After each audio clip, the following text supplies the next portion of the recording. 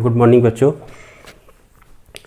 तो पिछले क्लास में हम लोग थर्ड डिग्री देखे थे कन्वर्जन ऑफ यूनिट, उस पर कुछ बेसिक प्रॉब्लम्स भी किए थे।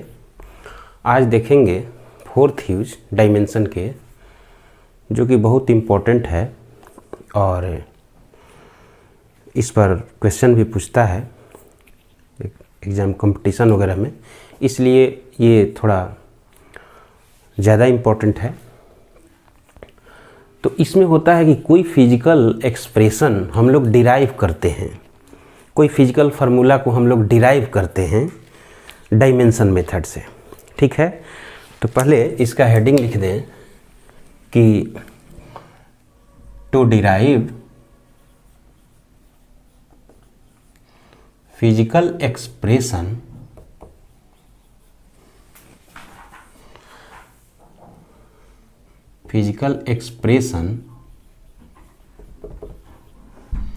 among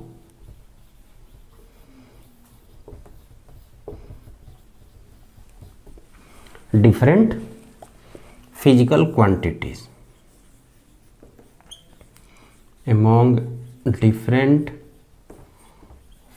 quantities, जैसे एक्सप्रेशन होगा तो कोई भी फार्मूला हम लोग डिराइव करेंगे तो उसमें दो चार क्वांटिटी होता है ना कोई फिजिक्स के फार्मूला में, तो वो कैसे हम लोग डिराइव करेंगे ये देखेंगे। ठीक है, अच्छा, इस कंसेप्ट में पहले मैं बता दूं कि ये जो कंसेप्ट है ये यूज है, कब अप्लीकेबल होगा, कैसे इसको अप्लाई करेंगे, कब नहीं होगा। ऐसे तो जब हम लोग लिमिटेशन ऑफ डायमेंशन देखेंगे तो वहाँ देखेंगे ही, लेकिन फिर इसको भी देख लें। जैसे मान लेते हैं कि कोई फार्मूला है, जैसे एक फार्मूला होता है फोर्स का mv²/r। तो यहाँ फोर्स एक फिजिकल क्वांटिटी है जो मास, वेलोसिटी एंड रेडियस पर डिपेंड करता है। ठीक है, और यहाँ देखिए इसको ऐसे भी लिख सकते हैं, मास v² और r के पावर -1, यानी यहाँ तीनों क्वांटिटी क्या है, मास, वेलोसिटी एंड रेडियस प्रोडक्ट के रूप में है कि नहीं। तो सबसे पहले कि ये जो मेथड है, ये जो यूज है, इसके द्वारा जो हम लोग फार्मूला डिराइव करते हैं वो उसी फार्मूला को डिराइव कर सकते हैं जो कि एक फिजिकल क्वांटिटी, मान लेते हैं कि दूसरे फिजिकल क्वांटिटी पर डिपेंड करता है, तो सारे क्वांटिटी प्रोडक्ट टाइप में हो। जैसे देखिए हम mv²r ये क्या है, प्रोडक्ट टाइप में है। अब हम चाहेंगे कि s = ut + ½ डिराइव कर दें, तो इससे नहीं होगा क्योंकि बीच में क्या आ गया, प्लस आ गया, है कि नहीं। और वो सब भी फार्मूला डिराइव नहीं कर सकते हैं जो डायमेंशन लेस, जैसे किसी में साइन आ जाए। जैसे मान लेते हैं कि एक डिस्प्लेसमेंट का फार्मूला होता है ना, ये a sin ωt, वेव का a sin ωt - kx। तो ये सब फार्मूला इस मेथड से हम लोग डिराइव नहीं कर सकते हैं। ठीक है, तो इससे कुछ फार्मूला ही डिराइव कर सकते हैं। अब वही फार्मूला डिराइव कर सकते हैं जो कि प्रोडक्ट टाइप में, सारे फिजिकल क्वांटिटी प्रोडक्ट टाइप में रहे। ठीक है, तो इसमें क्या है कि अगर कोई फिजिकल क्वांटिटी के बारे में ये पता रहे कि वह किस किस क्वांटिटी पर निर्भर करता है, तो उसके बीच हम रिलेशन निकाल सकते हैं। ठीक है, जैसे मान लेते हैं कि to find the expression for time period of pendulum, simple pendulum.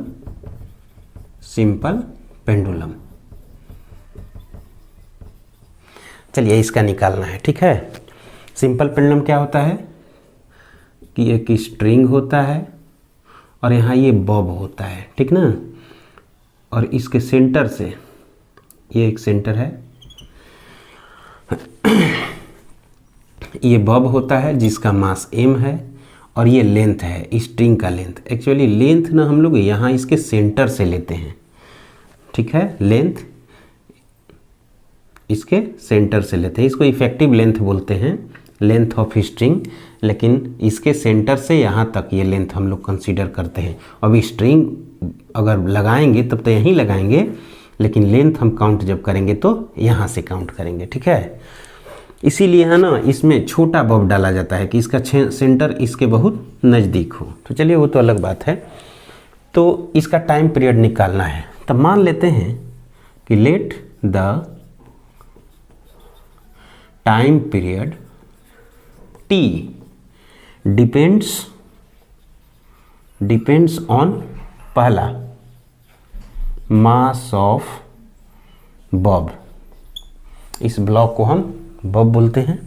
दूसरा लेंथ ऑफ स्ट्रिंग, देखिए यहाँ इफेक्टिव लेंथ भी लिख सकते हैं। चलिए मैं लिख दे रहा हूँ इफेक्टिव लेंथ ऑफ स्ट्रिंग। कहने का मतलब कि स्ट्रिंग तो यहाँ से यहीं तक है, लेकिन हम लोग लेते हैं यहाँ से इसके सेंटर से, इसीलिए इफेक्टिव लिखा हुआ है। और थर्ड में एक्सेलरेशन ड्यू टू ग्रेविटी। तो ये m हो गया और ये l हो गया और ये g हो गया, ठीक है, ये हो गया। तो अब इसको ऐसे भी लिख सकते हैं कि यानी t जो है फंक्शन है किसका, m का, l का और g का। तब हमको निकालना है कि इसके बीच रिलेशन क्या होता है, ठीक है। तो चलिए इसको अब मिटा दे रहे हैं। तो जो स्टेप मैं बताऊंगा तो हर प्रॉब्लम के लिए यही स्टेप होगा, ठीक है। तो सबसे पहले मान लेते हैं let t proportional to m के पावर a मान लीजिए, l के पावर b और g के पावर c, जिस पर डिपेंड करता है उसको कुछ पावर के रूप में मान लीजिए। अब प्रोपोर्शनलिटी, जब प्रोपोर्शनलिटी हटेगा तो एक कांस्टेंट आ जाएगा, इसको 1, तो इसको 1 मान लिए। अब क्या करेंगे कि दोनों तरफ डायमेंशन निकालेंगे। अब जिससे देखो, अब डायमेंशन लिखिए, t का डायमेंशन क्या होगा, t तो ऐसे भी लिख सकते हैं m0 l0 t, और k जो है डायमेंशन लेस कांस्टेंट है। k क्या है, डायमेंशन लेस कांस्टेंट। चलिए मैं यहाँ लिख दे रहा हूँ k है डायमेंशन लेस कांस्टेंट। तो अब मास का डायमेंशन m के पावर a, लेंथ का l, और g तो एक्सेलरेशन है तो lt माइनस 2 के पावर c। अब मास एक ही है, l के पावर b, और देखिए l के पावर यहाँ c, यानी l के पावर b और l के पावर c, तो क्या हो जाएगा l के पावर b प्लस c, तो ये हो जाएगा l के पावर b प्लस c और t के पावर माइनस 2c। ये ऐसे हो गया। अच्छा इधर क्या है, m0 l0 t। अब देखिए प्रिंसिपल ऑफ होमोजेनिटी में हम लोग पढ़े थे कि कोई भी फार्मूला तब सही होता है जब लेफ्ट हैंड का डायमेंशन और राइट हैंड का डायमेंशन सेम हो जाए। तब तक ये डायमेंशन इसी के डायमेंशन के बराबर होना चाहिए, मतलब ये m0 l0 और t होना चाहिए। यानी a के जगह क्या होना चाहिए, 0, b प्लस c के जगह भी 0 होना चाहिए, और माइनस 2c के जगह क्या होना चाहिए, 1 होना चाहिए। तभी ये करेक्ट होगा। जब लेफ्ट इतना है तो राइट उतना ही होना चाहिए। तो अब क्या करते हैं कि अब इसको इक्वेट कर देते हैं कि a को 0 रख देते हैं, b प्लस c को 0 और माइनस 2c को 1। यानी इसको ऐसे लिख भी सकते हैं कि इक्वेटिंग द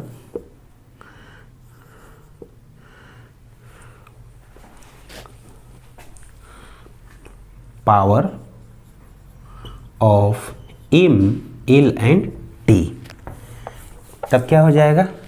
तो देखिए e हो गया 0।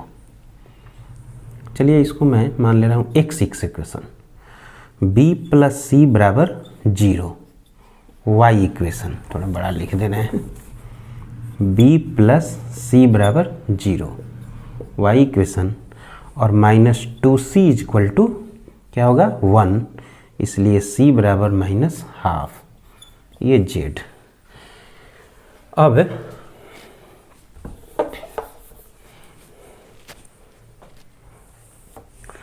अब a बराबर 1 हो गया। अब c का वैल्यू इसमें रख दे रहे हैं, यानी फ्रॉम y एंड z, तो क्या हो जाएगा b -12 इक्वल टू 0, यानी b बराबर क्या हो गया हाफ हो गया।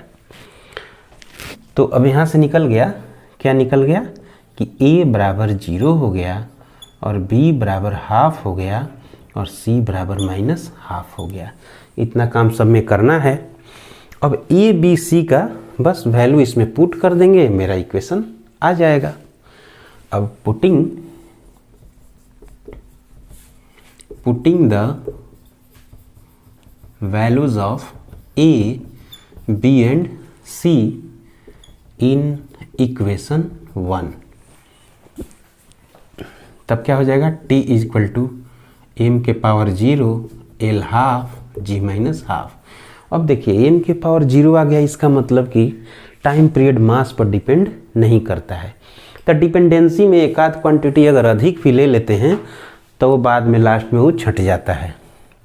तो t बराबर हो जाएगा l के हाफ और g के हाफ, अच्छा k रहेगा, k तो है ही, यानी t बराबर क्या हो गया l/g। ये आ गया टाइम पीरियड का फार्मूला। अब देखिए टाइम पीरियड एक्चुअली यहाँ k जो है फार्मूला में 2 पाई होता है, लेकिन यहाँ k ही के फॉर्म में आएगा। इस डायमेंशन मेथड में k ही की फॉर्म में कोई भी फार्मूला आएगा, और इस k का वैल्यू ये निकाल नहीं पाता। ये इसका एक दोष भी है कि डायमेंशन जो है, जो हर इक्वेशन में एक कांस्टेंट आएगा जिसका ये वैल्यू नहीं निकाल पाएगा, जबकि यहाँ 2 पाई होता है, ठीक है। तो इसका यहाँ हम लोग इसका लिमिटेशन भी देख लिए कि कांस्टेंट का वैल्यू नहीं निकाल सकता है, हर फार्मूला को ये डिराइव नहीं कर सकता है, ठीक है। तो इस तरह से हम लोग निकाल सकते हैं डायमेंशन मेथड से कोई फिजिकल फार्मूला। अच्छा चलिए एक और इस पर एग्जांपल देते हैं, इसको मिटा दे रहे हैं। जैसे मान लेते हैं कि आपको फार्मूला है एग्जांपल में कि फोर्स जो डिपेंड करता है मास पर, वेलोसिटी पर एंड रेडियस पर, यानी force depends on mass of body, velocity of body and radius of, actually circular path में कोई बॉडी जब मूव करता है v वेलोसिटी से, तो इस सेंटर की ओर एक फोर्स लगता है जो mv²/r के बराबर होगा। ये हम लोग सर्कुलर मोशन में पढ़ेंगे भी, इसी को डिराइव करना है, ठीक है। तो चलिए, तो क्या बताए हैं, लेट f पहले लिखिए प्रोपोर्शनल m के पावर a, v के पावर b, r के पावर c, यानी f बराबर हो जाएगा k m के पावर a, v के पावर b और r के पावर c। इसको 1 मानेंगे और ये 1 मानेंगे, और ये k क्या हो जाएगा डायमेंशनलेस कांस्टेंट। अब फिर वही काम डायमेंशन लिख देना है। तो फोर्स का क्या हो जाता है mlt-2, k का कोई डायमेंशन नहीं होगा, k डायमेंशनलेस कांस्टेंट है, k जो है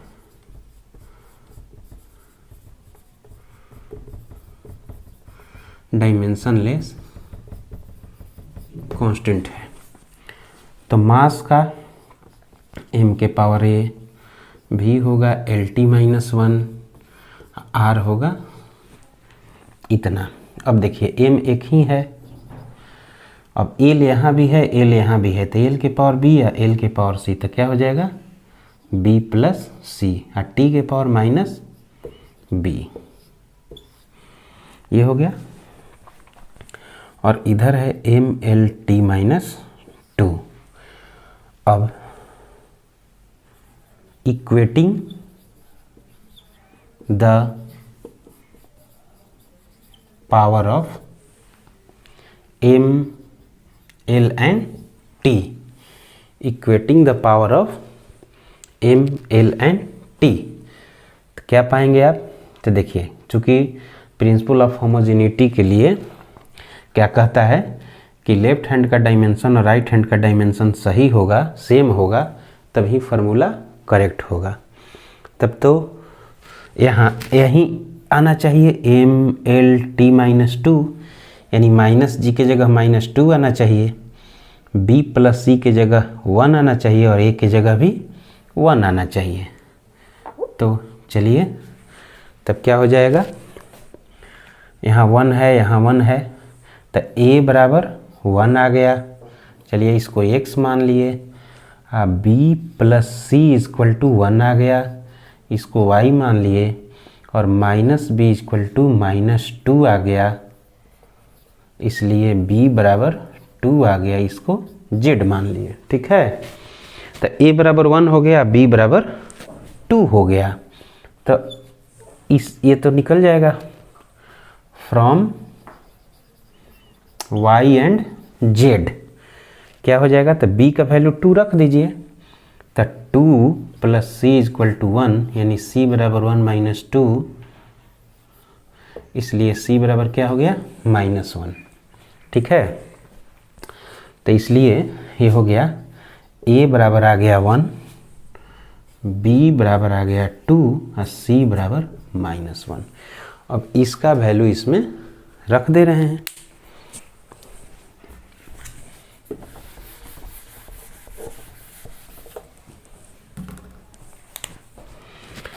तो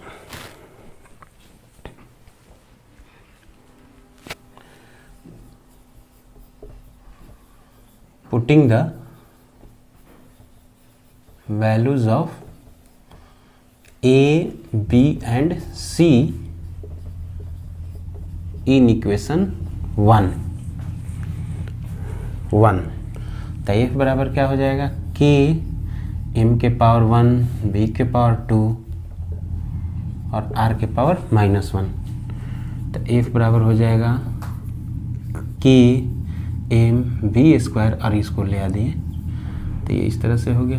यानी k के फॉर्म में इक्वेशन तो आएगा ही, क्योंकि k का वैल्यू ये डायमेंशन नहीं निकाल पाता है। ठीक है, तो इस तरह से हम लोग फार्मूला बनाते हैं। तो इस पर एग्जाम्पल कुछ देखते हैं। ये तो स्टेप था फार्मूला डिराइव करने का। जैसे मान लेते हैं कि एक क्वेश्चन हो, इस तरह से पूछता है कि if force mass and length are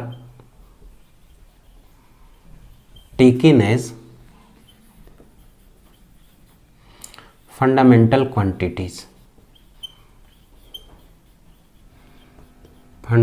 quantities, find the dimension of time, find the dimension of time। कुछ भी पूछ सकता है, टाइम, वेलोसिटी, थर्ड में वर्क,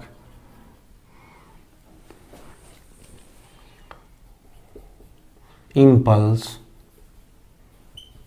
इस तरह से मान लेते हैं पूछ दिया। तो देखिए इसको ये थर्ड यूज पर हम लोग बना सकते हैं। ऐसे मेथड तो मतलब और भी है, तो चलिए मैं एक दूसरे मेथड से बता रहा हूँ जो थोड़ा सिंपल होगा। जैसे मान लेते हैं अब फोर्स, अब यहाँ फोर्स फंडामेंटल है, तो फोर्स का डायमेंशन क्या हो जाएगा? F। लेंथ का क्या होगा? L। और मास का क्या होगा? M। टाइम निकालना है। तो चलिए एक बहुत सिंपल मेथड है कि इसको ऐसे भी बना लग सकते हैं कि F का डायमेंशन पहले लिख दिए, तो क्या हो जाएगा? MLT - 2। अब T-2, T का निकालना है, तो T-2 को हटा दिए, तो क्या आ जाएगा? F/ml। अब पावर वहाँ ले गए, ये और इसको ऐसे भी लिख सकते हैं F m-1 L-1। अब -2 से के पावर में सबसे डिवाइड कर दिए तो टी क्या हो जाएगा, क्या किए हैं -2 से पावर में डिवाइड कर दिए तो सब में डिवाइड कर दीजिए -2 से, तो ये हो गया -12, ये हो गया हाफ और ये हो गया हाफ, ऐसे निकल जाएगा। तो ये हो गया डायमेंशन। ठीक है, अब वेलोसिटी का निकालना है तो टी का निकल ही गया और लेंथ का है ही, निकाल सकते हैं। जैसे दूसरा, अगर वेलोसिटी का निकालना है तो वेलोसिटी का तो क्या होता है, डिस्टेंस बाई टाइम यानी L बाई टी। तो अब रख दीजिए L का, तो L ही होगा। आइए ऐसे लिखिए ना, LT -1 होता है। अब T का वैल्यू रख दिए तो यानी क्या हो जाएगा, T के पावर -1 यानी फिर -1 में मल्टीप्लाई, तो L -1 में मल्टीप्लाई कर देंगे तो ये हो जाएगा, क्या हो जाएगा, F to the power half M to the power -12 L to the power -12, -1 से मल्टी, तो L -1 है ये, यानी आ गया F to the power half L to the power half M to the power -12। तो इस तरह से वेलोसिटी का निकल जाएगा डायमेंशन। ठीक है, लेकिन देखिए ये मेथड से ना कुछ जैसे IIT वगैरह में, नीट वगैरह में कभी कभी क्वेश्चन पूछ देता है तो इतना आसान नहीं देता है, तो उसके लिए ये 4th यूज अप्लाई करना पड़ता है। जैसे उस पर एक देख लीजिए कि कैसे प्रॉब्लम देता है, तो इसको मिटा रहे हैं। अब जैसे अब ये एक क्वेश्चन है कि force, velocity and time are taken as fundamental quantities, find the dimension of mass. तो ये थोड़ा सा उस मेथड से दिक्कत करेगा, तो ऐसे उससे भी बना सकते हैं लेकिन थोड़ा सोचना ज़्यादा पड़ेगा। लेकिन इसमें क्या है कि एक ही तरीका है, थोड़ा सा लंबा होता है लेकिन तरीका एक ही है, और कितना भी कॉम्प्लिकेटेड प्रॉब्लम हो बन जाएगा, कितना भी, चाहे IIT एडवांस में ना पूछ दे, एम्स में ना पूछ दे, इससे बनना ही है। इसलिए हमको ज़्यादा बेस्ट लगता है ये फार्मूला, ये मेथड। तो देखिए इसमें करना क्या है कि जैसे फोर्स है, वेलोसिटी है एंड टाइम है, मास का निकालना है, तो तुम ऐसे लिख दो कि मास का निकालना है तो मास बराबर, मास का डायमेंशन ऐसे लिख दो कि फोर्स का A, वेलोसिटी का B और टाइम का C, ऐसे लिख दिए। ठीक ना, मास का डायमेंशन। अब इसको 1 मार दिए, अब डायमेंशन लिख दिए, तब मास का डायमेंशन क्या हुआ, M, फोर्स का MLT के पावर -2, A V का LT माइन और T का, अब इसको M है तो इसको ऐसे भी लिख सकते हैं ML0 T0। अब इसको सॉल्व कर दीजिए, M के पावर A, इधर M नहीं है यानी M के पावर A, L के पावर A, L के पावर B यानी L के पावर हो गया A प्लस B, T के पावर माइन, यहाँ भी है, यहाँ भी है, यहाँ भी है, यानी T के पावर क्या हो जाएगा, -2A minus B, -2A minus B plus C। अब इक्वेटिंग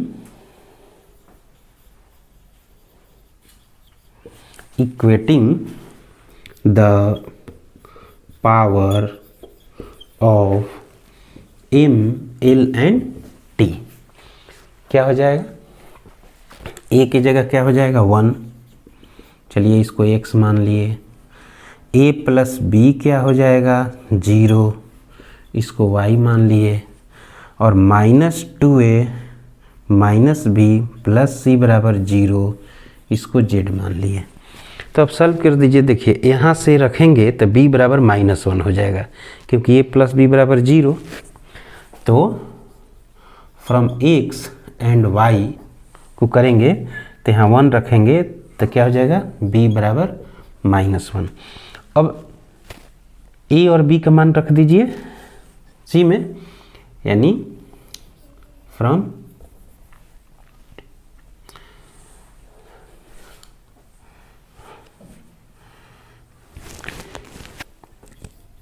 Z, ठीक ना। तो रखिए -2 a का वैल्यू पुट कीजिए 1, -b का वैल्यू -1 और प्लस c बराबर 0।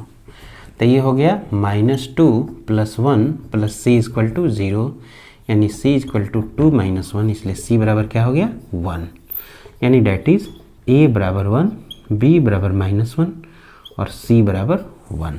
अब यहाँ पुट कर दीजिए तो क्या हो जाएगा।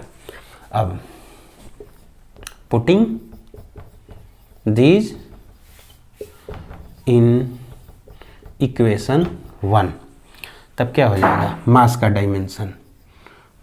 डायमेंशन हो जाएगा f v के पावर -1 और t के पावर 1,